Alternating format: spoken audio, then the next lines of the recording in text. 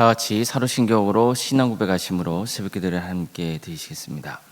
나는 전능하신 아버지 하나님 천지의 창조주를 믿습니다. 나는 그의 유일하신 아들 우리 주 예수 그리스도를 믿습니다. 그는 성령으로 잉태되어 동정녀 마리아에게서 나시고 본디오 빌라도에게 고난을 받아 십자가에 못 박혀 죽으시고 장사된 지 사흘 만에 죽은 자 가운데서 다시 살아나셨으며 하늘에 오르시어 전능하신 아버지 하나님 우편에 앉아 계시다가 거기로부터 살아있는 자와 죽은 자를 심판하러 오십니다.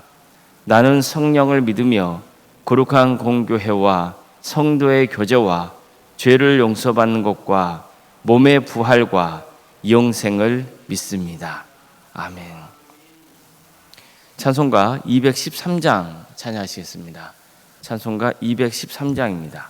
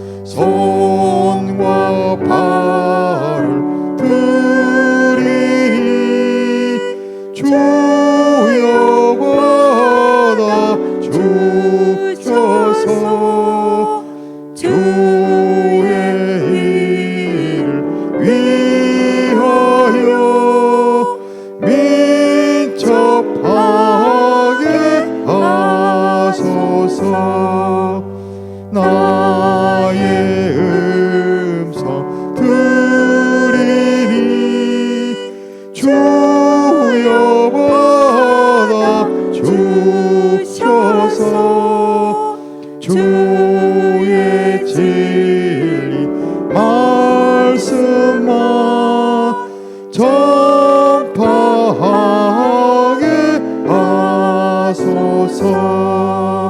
나의 보아 드리니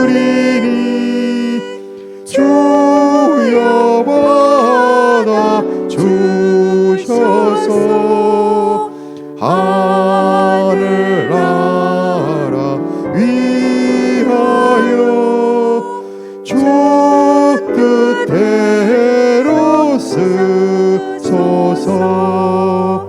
나의 시간 드리니 주여 받아 주셔서. 평생토록 주 위에 봉사하게 하소서. 아멘.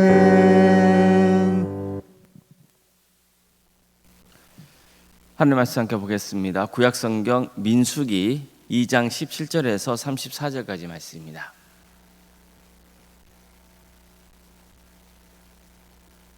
민수기 2장 17절에서 34절까지 말씀입니다.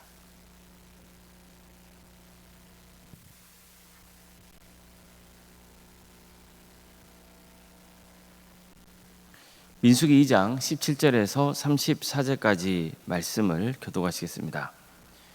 그 다음에 회막이 레위인의 진영과 함께 모든 진영의 중앙에 있어 행진하되 그들의 진친 순서대로 각 사람은 자기의 위치에서 자기들의 길을 따라 앞으로 행진할지라. 서쪽에는 에브라임의 군대의 진영의 군기가 있을 것이라. 에브라임 자손의 지휘관은 암미우스의 아들 엘리사마요. 그의 군대로 계수된 자가 4만 500명이며 그 곁에는 므낫세 지파가 있을 것이라. 므낫세 자손의 지휘관은 부다술의 아들 가말리엘이요. 그의 군대로 계수된 자는 32,200명이며 또 베냐민 지파라. 베냐민 자손의 지휘관은 기드오니의 아들 아비단이요. 그의 군대로 계수된 자가 35,400명이니 에브라임 진영에 속하여 계수된 군인의 총계는 108,100명이라. 그들은 제3대로 행진할지니라. 북쪽에는 단 군대 진영에 군기가 있을 것이라.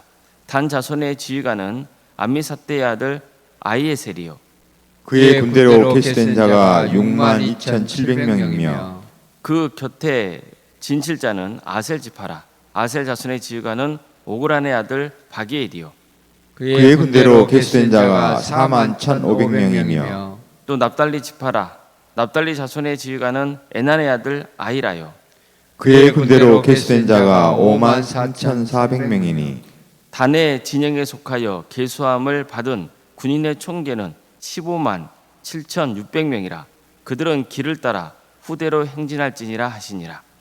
이상은 이스라엘 자손이 그들의 조상의 가문을 따라 계수된 자니 모든 진영의 군인 곧 계수된 자의 총계는 60만 3,550명이며 레위는 이스라엘 자손과 함께 계수되지 아니하였으니 여호와께서 모세에게 명령하신과 같았느니라. 이스라엘 자손이 여호와께서 모세에게 명령하신 대로 다 준행하여 각기 종족과 조상의 가문에 따르며 자기들의 길을 따라 진치기도 하며 행진하기도 하였더라. 아멘. 오늘도 습기를 드리며 하나님의 은혜를 간구하는 모든 성도님들의 삶의 자리마다 또 하나님께서 친히 세우시고 다스리시는 동암교회 위에 하나님의 은혜와 평강이 늘 충만하기를 주님의 이름으로 축원합니다. 모세오경 하면 창세기, 출애굽기, 레위기, 민수기, 신명기를 꼽습니다. 이 중에서도 가장 어렵게 느껴지는 대표적인 말씀은 레위기입니다. 레위기의 경우 지금은 우리가 지키지 않고 있는 제사법이나 여러 규례가 등장하기 때문이죠. 그러다 보니 내용 자체가 상당히 낯설게 느껴지는 겁니다. 그런데요, 민수기도 만만치는 않습니다. 민수기도 사람들이 읽기 힘들어하는 대표적인 말씀으로 꼽히곤 해요. 민수기 1장을 펼치면 인구 조사하는 장면부터 나옵니다. 12지파를 일일이 열거하면서 각 지파를 대표하는 지휘관이 누군지, 또 지파별로 20세 이상 남자가 몇 명인지를 밝히고 있죠. 여기까지는 그래도 참고 넘길 수 있어요. 그런데 민수기 2장에 가면 또다시 1장에 전하고 있는 내용이 반복됩니다. 12지파를 대표하는 지휘관의 이름과 또 지파별로 20세 이상의 남자 수가 몇 명인지를 다시 한번 전하고 있는 거예요. 그러다 보니까 민수기를 묵상하는 사람들이 처음부터 인구조사 내용 때문에 머리가 아파지는 겁니다. 내용이 별로 은혜가 안 되는 거예요. 계속해서 살펴보겠지만 민수기 26장에서도 인구조사하는 내용이 나와요. 1장을 보면 이제 이스라엘 백성들이 시내 광야에서 짐을 싸고 곧 떠날 것처럼 말씀이 하고 있거든요. 그런데 20세 이상 남자의 수를 파악하고 지휘관 수도 세우고 2장에 보면 진영 배치에 관한 내용까지 계속 전하고 있어요. 하지만 본격적인 행진은 민수기 10장에 가서 시작이 되는 겁니다. 1장에서 9장까지는 여전히 시내 광야에 머물면서 행진을 준비하는 과정을 전하고 있는 거예요. 근데 생각해 보십시오. 내용이 반복되고 있다는 것은 그 내용이 중요하다는 거예요? 중요하지 않다는 거예요? 예, 중요하다는 거예요. 내용이 반복된다는 것은 그 내용이 중요하다는 뜻이에요. 또 곧 행진할 것처럼 말씀이 시작되지만 10장에 가서야 본격적으로 이스라엘 백성들이 가나안 땅을 향해 행진하고 있다는 것은 어떤 뜻일까요? 그만큼 행진을 위해 준비하는 과정이 중요하다는 뜻이에요.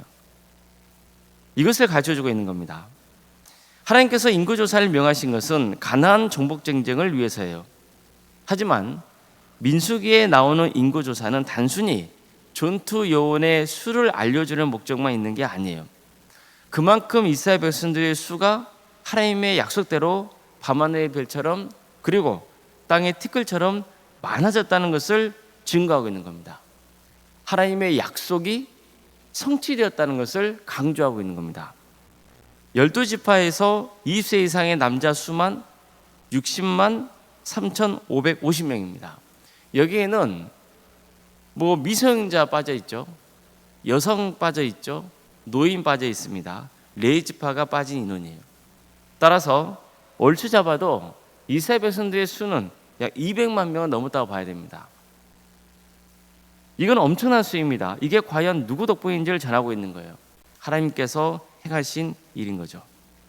민수기 2장을 보면 이미 말씀드린 대로 다시 한번 1장의 내용이 반복돼요. 그러면서 동시에 이스라엘 각 지파가 어디에 진영을 배치해야 하는지, 또 행군할 때 어느 지파 순서로 해야 하는지를 가르쳐주고 있는 겁니다. 그런 장면이 나와요. 그렇다면 각 지파의 진영 배치나 각 지파의 행군 순서에서 가장 강조하고 있는 게 뭘까요?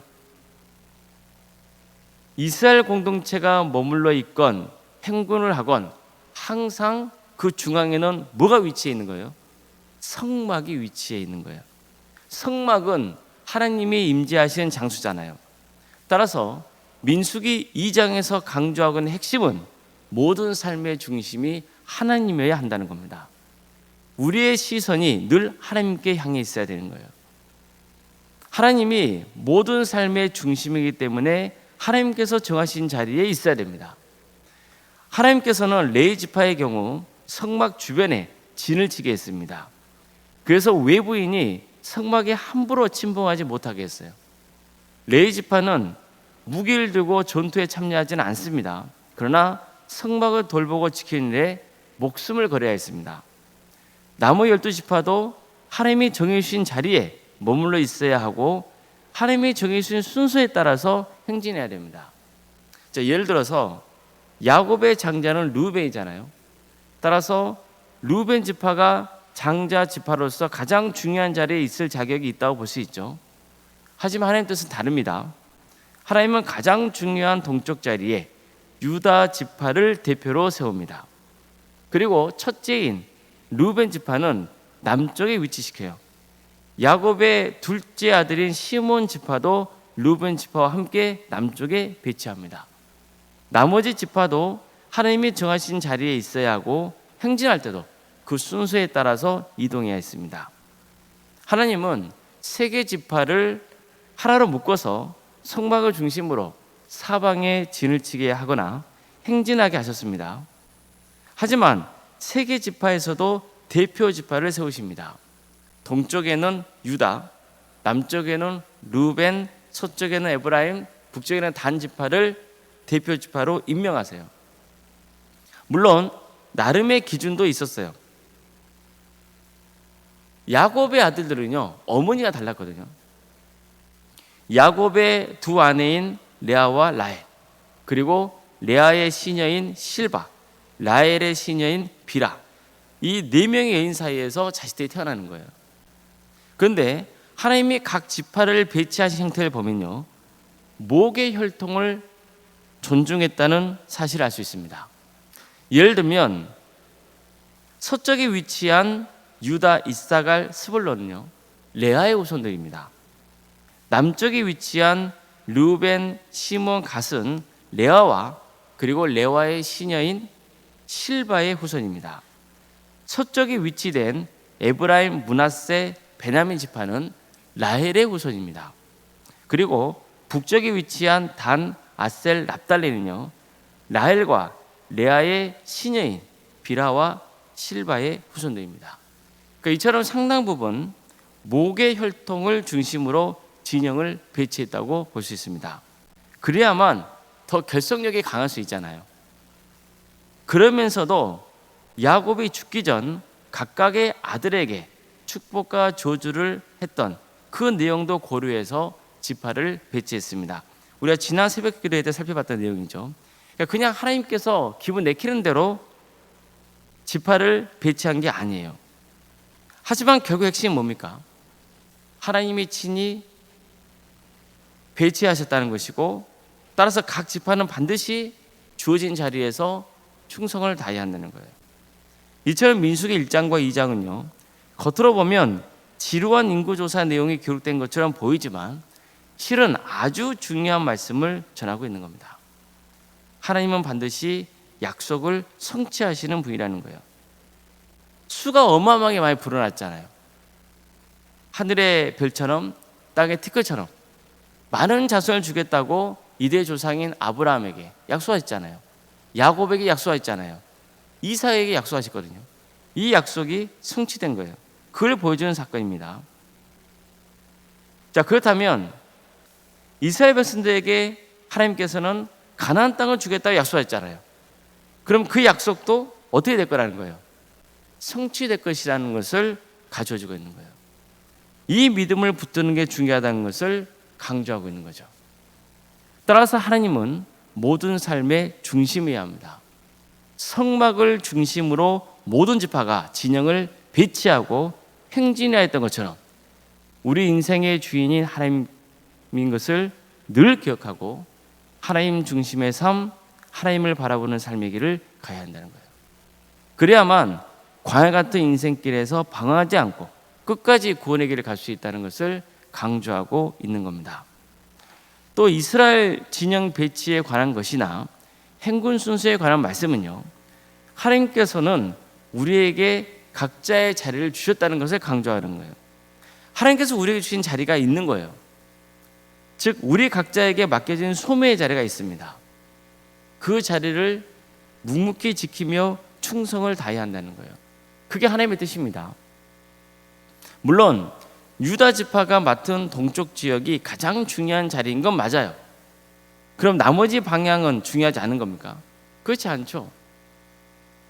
성막을 감싸고 있는 레위 지파 얼마나 중요합니까? 또 나머지 남쪽, 서쪽, 북쪽에 배치된 지파는 그 지파대로 중요한 자리를 맡고 있는 거예요. 어떤 자리건 하나님께서 맡겨주신 자리라고 믿고 최선을 다해서 살아가는 게 중요한 거죠. 민수기 1장, 2장에서 공통적으로 강조하고 있는 것은 하나님이 함께 하신다는 겁니다. 민수기 1장 처음 말씀을 보면 성막에서 하나님이 모세에게 말씀하시다는 내용이 나와요. 자, 성막에 누가 임재하고 계신다고요? 하나님께서요. 성막에 임재하신 하나님이 모세에게 말씀하세요. 그런데 또 민수기 2장을 보면 하나님이 임재하시는 성막을 중심으로 진영을 배치하고 행진하라고 명하시는 장면이 나와요. 자, 이것은 애굽에서 이스라엘을 구원하시고 이곳 시내 광야까지 함께 하신 하나님께서 광야를 지나 가나안 땅을 정복하는 모든 과정 가운데도 함께 하시겠다는 것을 강조하고 있는 겁니다. 이게 얼마나 큰 힘이 됩니까? 민수기 1, 2장은요 공통적으로 이런 말씀을 끝을 맺고 있습니다. 하나님께서 모세에게 명하신 대로 이스라엘 자손이 그대로 행했다는 거예요. 이스라엘 자손이 여호와께서 모세에게 명령하신 대로 다 준행하여 각기 종족과 조상의 가문에 따르며 자신의 길을 따라 진치기도 하고 행진하기도 하였더라. 어떻습니까? 이 말씀이 소망인 거예요. 하나님께서 인구조사를 하라고 명하셨고 또 각 지파별로 지휘관을 세우라고 명하셨어요. 그리고 각 지파가 어느 위치에 배치되어야 하는지도 명하셨어요. 어떤 순서로 행진해야 하는지도 명하셨어요. 이 모든 것들에 대해서 뭐 했다고요? 이스라엘 백성들이 순종했다는 것을 말씀하고 있는 거예요. 자, 이것은 우리가 어떤 삶을 살아갈 때 소망이 있는지를 가르쳐주는 거예요. 하나님 중심의 삶, 그리고 하나님이 시키신 대로 그 자리를 지키며 묵묵히 주어진 소명의 길을 가는 것, 하나님이 함께 하신다는 그 확신을 붙드는 것, 그런 삶을 살아가는 것이 복되다는 것을 전해주고 있는 거예요. 그런 삶의 길을 가는 것, 끝까지 그 삶의 길을 순종의 길로 가는 것, 그것이 가장 중요하다는 것을 가르쳐주고 있는 것입니다. 우리도 이런 하나님의 말씀에 전적으로 순종하는 그런 주님의 군사가 되기를 주의 이름으로 축복합니다. 기도하시겠습니다.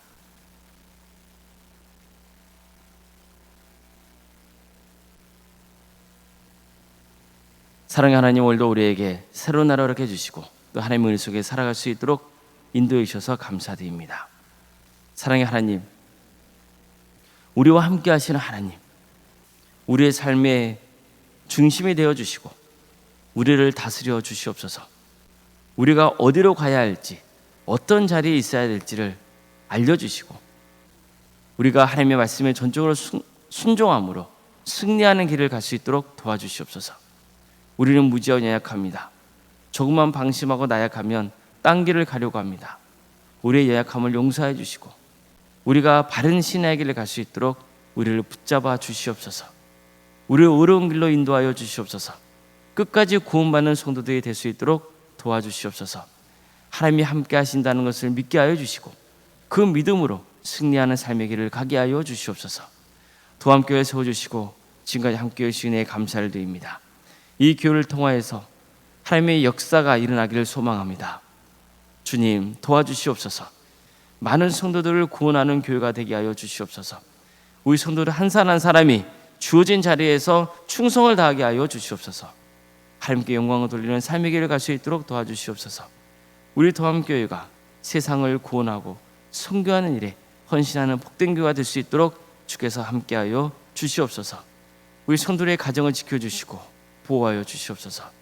우리 성도들의 가정 가운데 있는 여러 가지 문제들이 있습니다. 주님 그 문제를 주님 앞에 내어싸우니 주여 들어주시고 함께하여 주시옵소서. 질병 가운데 고통 나온 성도들이 있습니다. 병원에서 입원 치료를 받고 있는 성도들이 있습니다. 또 사업의 문제로 직장의 문제로 주님 앞에 간구하고 있는 성도들이 있습니다.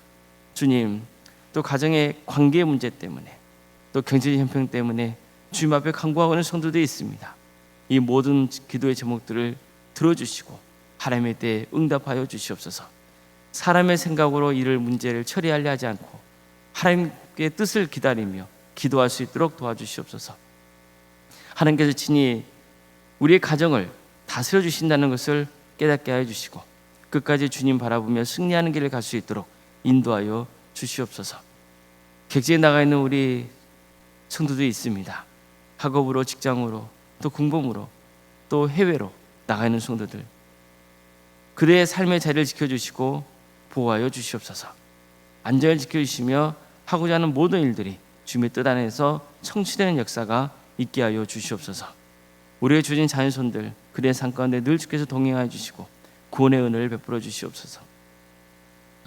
주신 은사와 달란트로 하나님의 영광에서 살아갈 수 있도록 도와주시옵소서.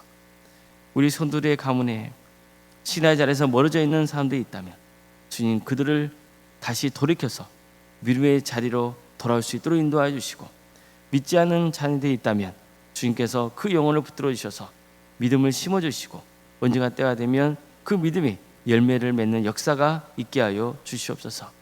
취업과 결혼을 위해서 또 수능 앞둔 자녀들이 있습니다. 주님께서 함께하여 주셔서 새로운 문을 열어주시고 끝까지 최선을 다해야 돼 하나님께서 평생의 삶 가운데 동행하시다는 그 믿음을 붙들고 살아갈 수 있도록 인도하여 주시옵소서. 우리 교회 교회학교를 허락하심에 감사드립니다. 유치부, 아동부, 또 중고등 청년부까지 모든 사역 가운데 함께하여 주시옵소서. 섬기는 교육자들과 선생님 가운데 함께하여 주시고 또 여러모로 돕는 성도들이 있게 하여 주시고 그래서 우리 교회학교에 믿음의 씨앗이 잘 뿌려지고 잘 자라서 많은 열매를 맺는 역사가 있게 하여 주시옵소서. 이번 주에는 아동부 친구 초청 체험학습을 다녀오게 됩니다. 주님께서 오가는 길에 안전히 지켜주시고 이 기회를 통하여서 우리 아동부가 또 부흥하고 성장할 수 있도록 주께서 친히 함께하여 주시옵소서. 한번 중찬단 또 찬양 연습을 진행 중에 있습니다. 모든 과정 가운데 주께서 함께하여 주시고 은혜를 베풀어 주셔서 의로운 찬양이 주님께 들을 수 있도록 인도하여 주시옵소서. 구역과 자치기관 또 전도 특공대와 중국어로 특공대 도함지역 안센터와 사랑식당 등 여러 사역을 하가심에 감사드립니다. 동아리를 섬길 수 있도록 인도하심도 감사드립니다. 이 모든 사역의 과정을 통하여서 우리 성도들이 서로 주님 안에서 하나 되게 하여 주시고 또 선교의 길이 열리게 하여 주시고 하나님의 영광을 위해서 쓰임받는 복된 공동체가 될 수 있도록 친히 함께하여 주시옵소서.